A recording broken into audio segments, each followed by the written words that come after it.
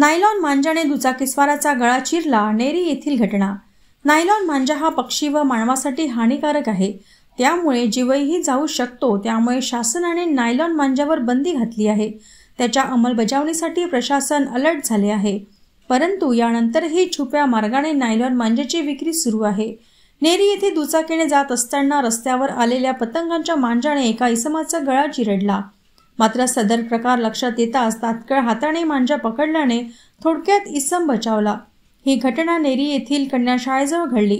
नेरी येथील व्यावसायिक रोशन लांजेकर काही कामानिमित्त कन्या शाळेजवळून दुचाकीने जात असताना अचानक पतंगचा दोरा समोर आल्याने गळा चिरला गेला। यावेळी दुचाकीची गती संथ असल्याने त्यांनी तात्काळ मांजा हातात पकडला, त्यामुळे पुढील मोठा अनर्थ टळला। परंतु नायलॉन मांजाने गळा आणि हात चिरल्याने गंभीर दुखापत झाली आहे।